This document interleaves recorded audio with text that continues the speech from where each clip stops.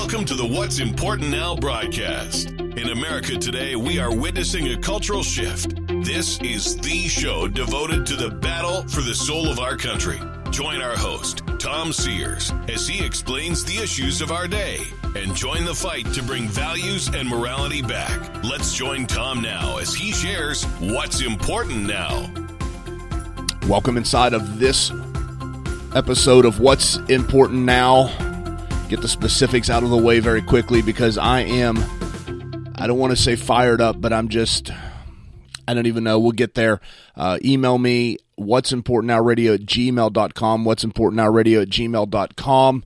Also, you can write us by mail at 8901 Good Hope Pike, Lost Creek, West Virginia, 26385. Visit us online, what'simportantnowradio.com. We have archived programs there as well. Well, ladies and gentlemen, I don't know that I've ever been more disgusted. I don't know if I've ever felt more despair than I feel now. You know, in the 16 years of existence of this program, I've covered a lot of topics. I've covered the topic I'm going to talk about today.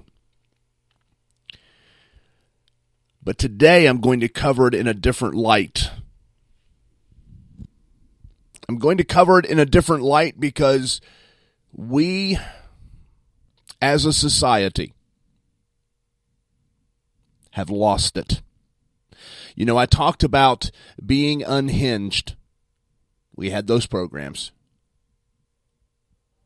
I've talked about having or bringing back America's Christian values, Christian heritage.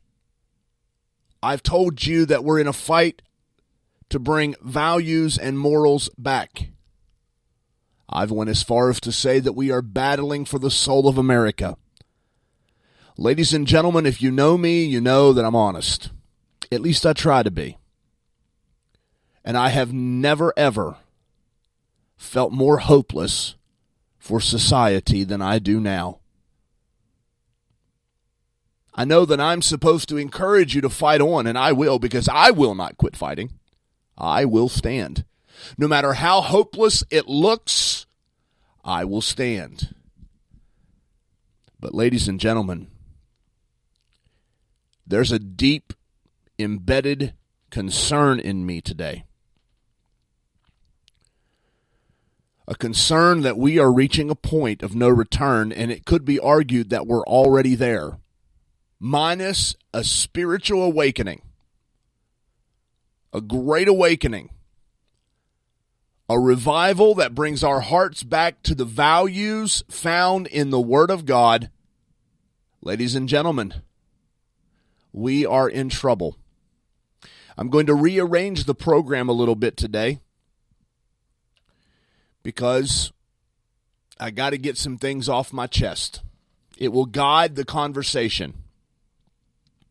I usually end the program with "That's a Fact," the segment, since we've changed the format, which honestly I'm changing again because these issues are too important. They're far too important. We're going to begin to produce things like basics in American history. You'll be able to find them on our website, American Hero in Christ.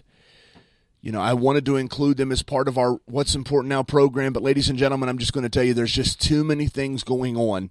So we're going to produce those and have them on the website in the days ahead. But for now, we are going to tackle the tough topics, and we are going to tell the truth about them because it's crucial. Well, ladies and gentlemen, I'm up in arms over some legislation in the recent days. You may be listening to this program a year after these things had happened, but it's true no matter when you're listening to it. The law that came out of New York that permits an abortion up until the date of birth. And you've got people on social media, and I've seen these, that are coming out and saying, listen, you Christian wackos, everybody just calm down, read the bill.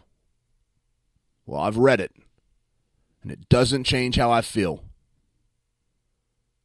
When I say that I feel hopeless and a sense of despair, it's because New York's bill was followed by discussions in Virginia to allow for a child to be born and then terminated if necessary. Well, let's go to that's a fact. Over the last several years, there has seemed to be some clarity as it pertains to abortion. Advances in science and medicine have advanced the cause of being pro-life, or so it seemed.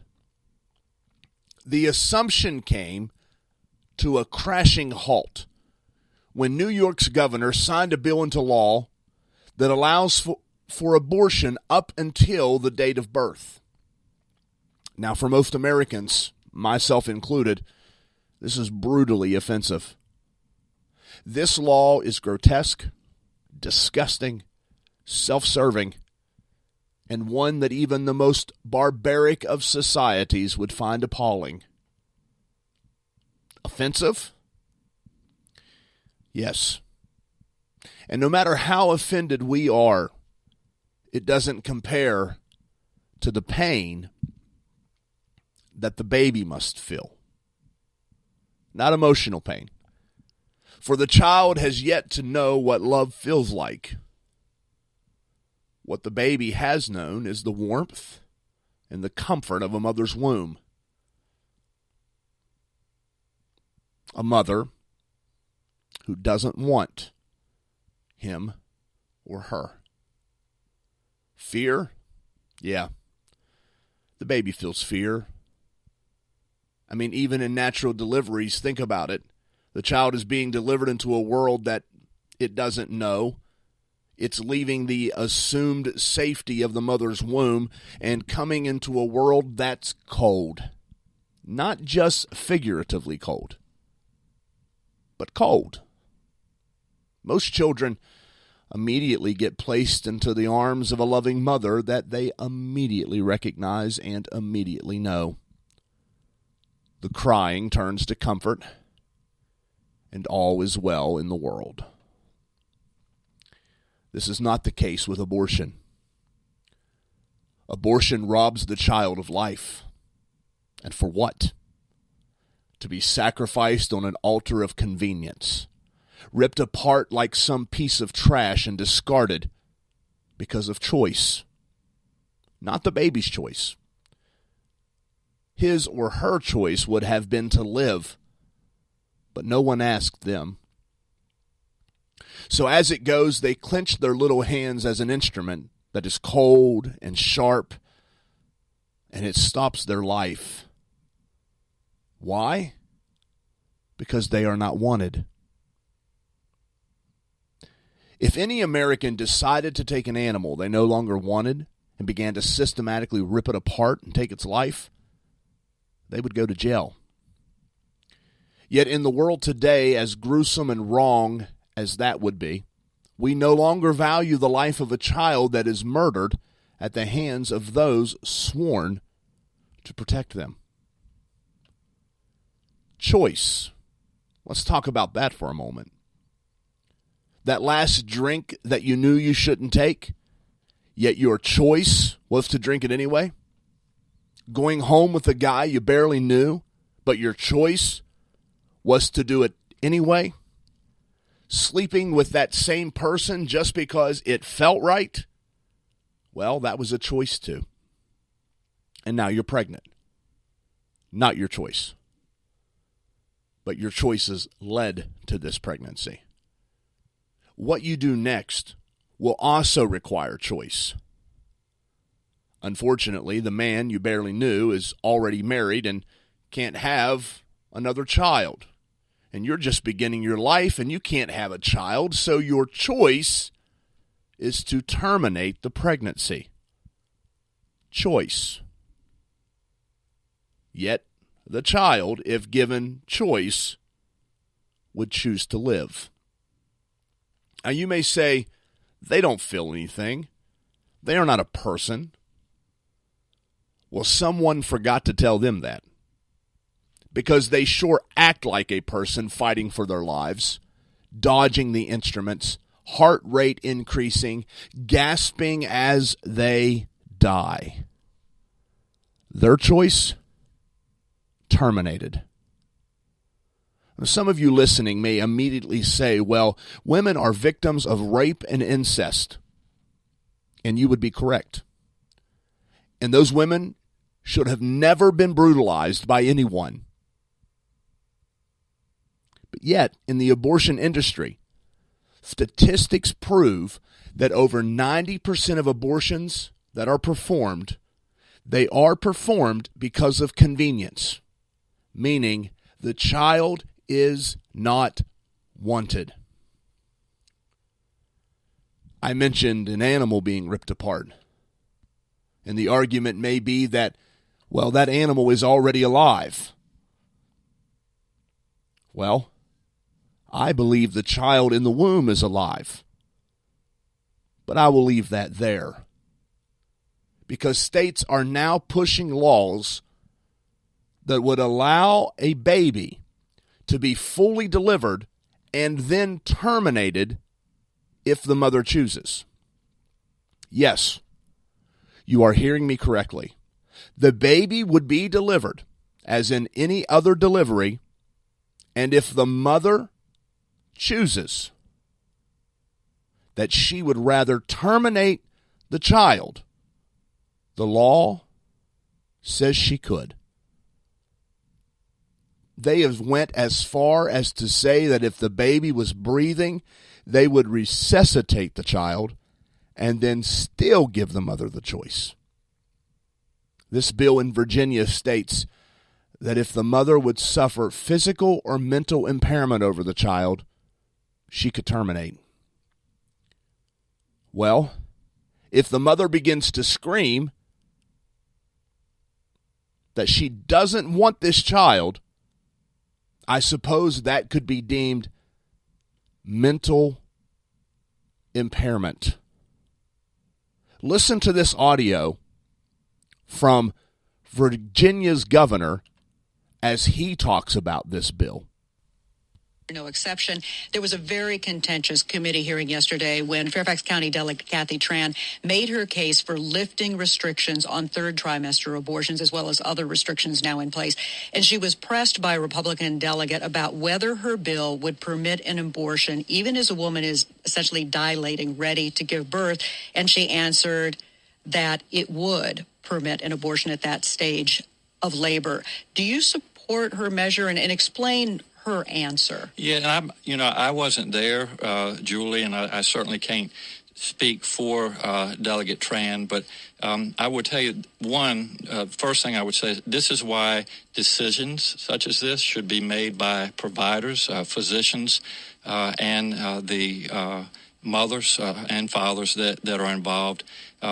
There are, when we talk about third trimester abortions, these are done with the consent of obviously the mother, with the consent of the physicians, more than one physician, by the way. And it's done in cases where there may be severe deformities, there may be a fetus that's non-viable. So in this particular example, if a mother is in labor, I can tell you exactly what would happen. The infant would be delivered. The infant would be kept comfortable. The infant would be resuscitated if that's what the mother and the family desired. And then a discussion would ensue between the physicians and the mother. So I think this was really blown out of proportion. But again, we want the government not to be involved in these types of decisions. We want the decision to be made by the mothers and their providers. And this is why, Julie, that legislators, most of whom are men, by the way, shouldn't be telling a woman what she should and shouldn't be doing with her body. And do you think multiple physicians should have to weigh in, as is currently required? She's trying to lift that requirement. Well, I think it's always good to get a second opinion, and for at least two providers to be involved in that decision, because these decisions shouldn't be taken lightly. And so, I would certainly support more than one provider. Notice the governor. He states that the child would be made comfortable while a decision is made. That decision, by the way, is whether or not to take the life of the now delivered child. And this is potentially after resuscitating the child. Ladies and gentlemen, this is infanticide. Are you kidding me? Make the child comfortable while you decide if they should live. Unbelievable. Ladies and gentlemen, I need you to bear with me. I'm going to play the exchange between Virginia House Majority Leader Todd Gilbert and Representative Tran. Gilbert, a Republican, Tran, a Democrat. And Tran was the one mentioned in the audio with the governor. Now, it's almost 7 minutes, and again, please bear with me. This is so important. The audio is courtesy of LifeSite. Here you go. This bill would remove the following statutes: trap or targeted regulations of abortion providers, removing language classifying facilities that perform 5 or more first trimester abortions per month as hospitals. It would repeal Virginia's informed consent mandatory ultrasound and 24-hour delay. It would repeal the requirement that second trimester abortions be performed in a hospital licensed by the State Department of Health. It would repeal the requirement for 2 additional physicians in cases of third trimester abortions. Delegate Tran. Yes, sir. How late in a pregnancy would your bill apply if a physician was simply willing to certify that the continuation of the pregnancy would impair the mental health of the woman? How late are we talking about? Well, so the way the suggestion that we've made in the bill is to say it's in the third trimester and at the, with the certification of the physician. So how late in the third trimester would you be able to do that? It's very unfortunate that our physicians, witnesses, were not able to attend today to speak specifically. No, I'm talking about your bill. How late in the third trimester could a physician perform an abortion if he indicated it would impair the mental health of the woman? Or physical health. Okay. I'm talking about the mental health. So, through the third trimester. The third trimester goes all the way up to 40 weeks. Okay, but to the end of the third trimester. Yep, I don't think we have a limit in the bill. So,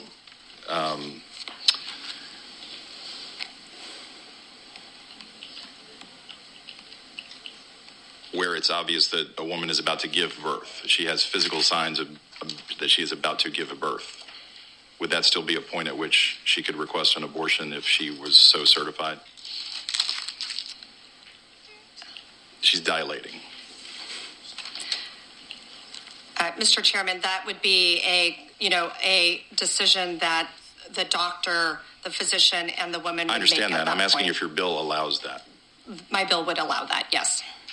I certainly could have said a week from her due date, and that would have been the same answer, correct? That it's allowed in the bill, yes. Yes.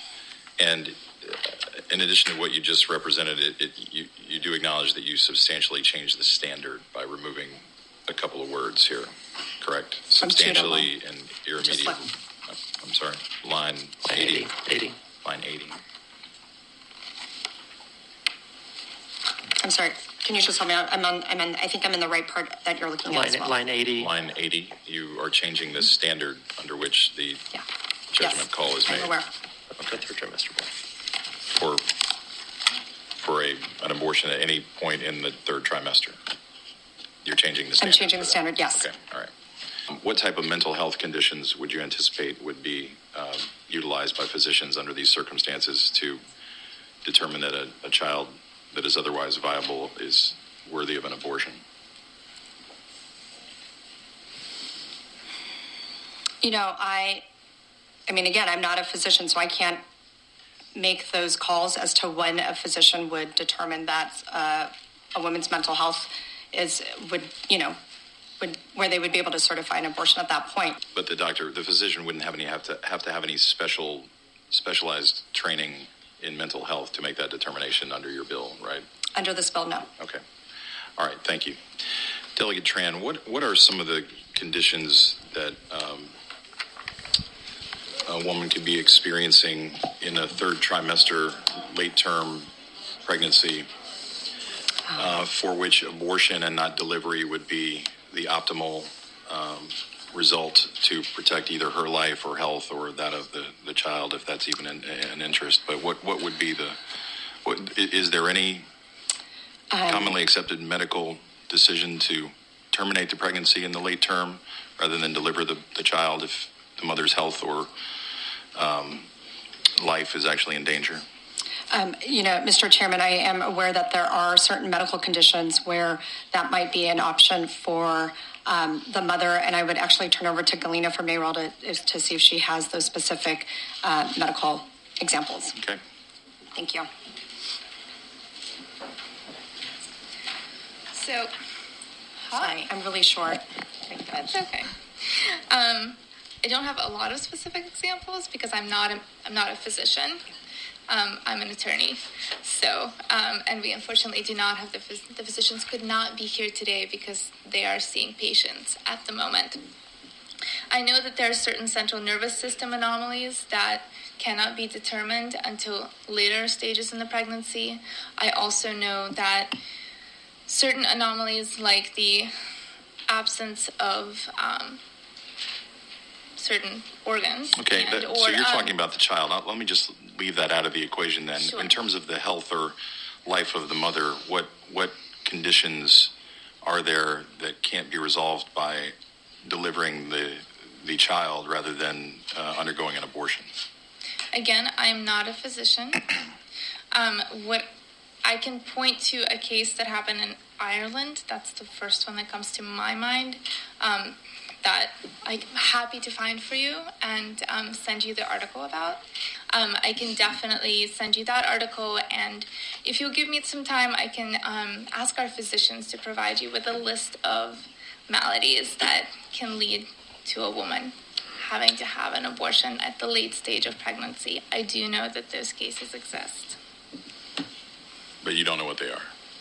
Like I said, not a physician. I do not have those specifics about the woman. I have some specifics about the fetus. I do not have the specifics about the woman. All right. And again, since you yielded, you don't have any. I'm talking to you now, yes. Delegate. You don't have any specifics on that, obviously. No, I don't. I'm Okay. not a physician. Okay. Well, we're talking about a lot of physician stuff here, and nobody appears to know the answer, and the doctors aren't here. So, it would have been helpful maybe to have those questions answered. Notice how the proponents of this bill could not give specific health conditions that the mother would encounter that could lead to a third trimester abortion.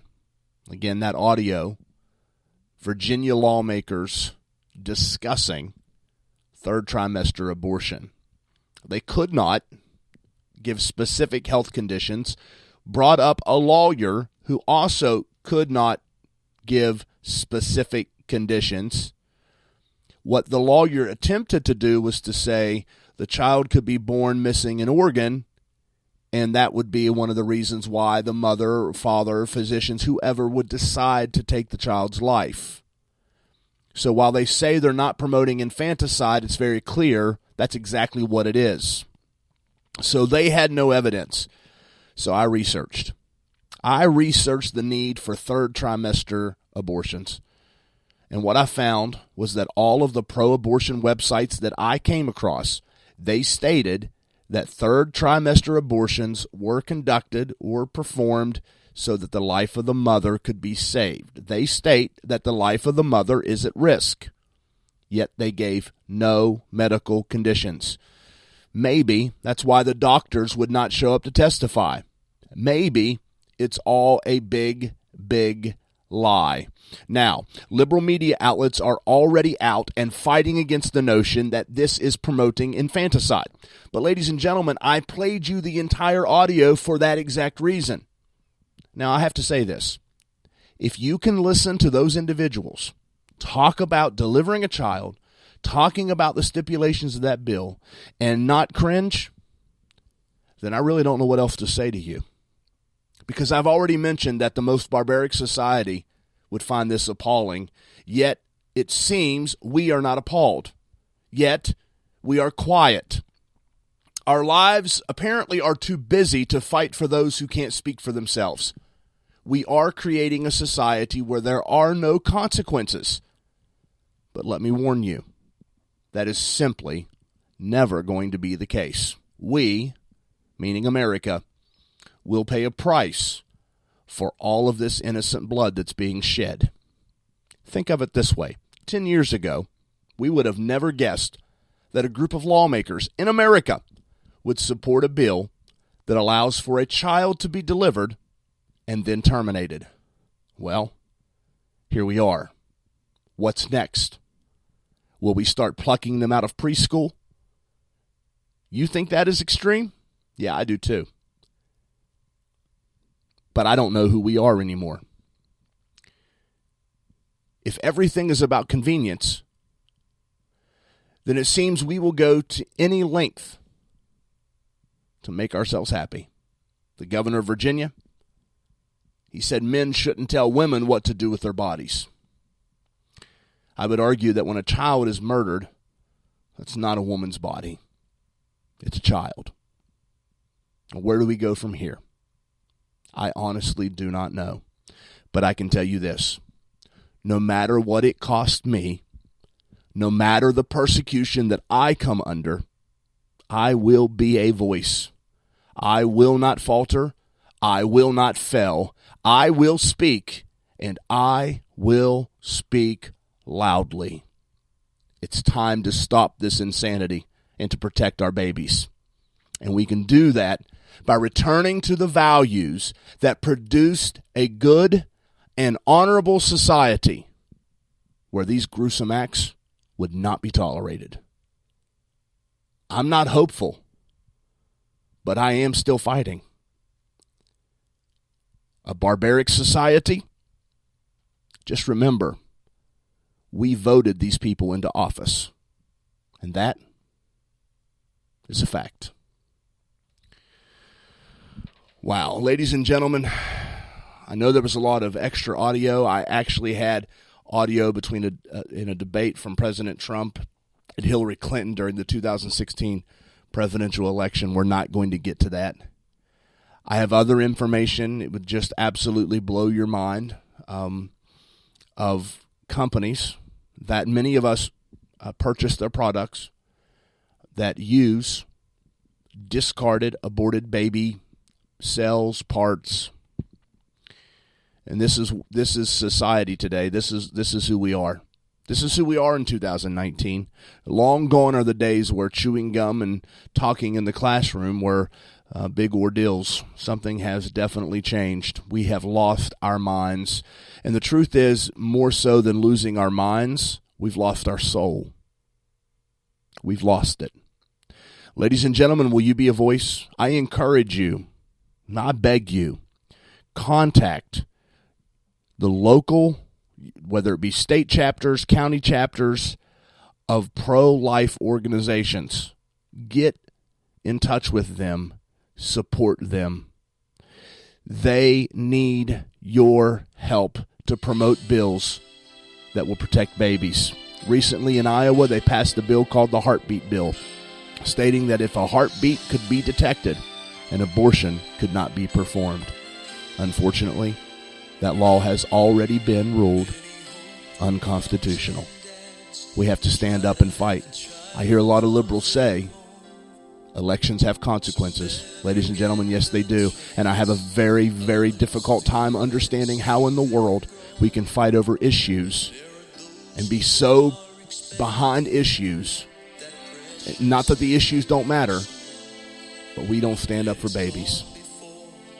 Fight the good fight of faith. I will. Contend for the faith. I will. There is a cause. I believe it. It does matter, and it is important now. This has been What's Important Now. Take care. And he holds that precious baby with oh such tender care. He takes the place of mom and dad. He's the greatest.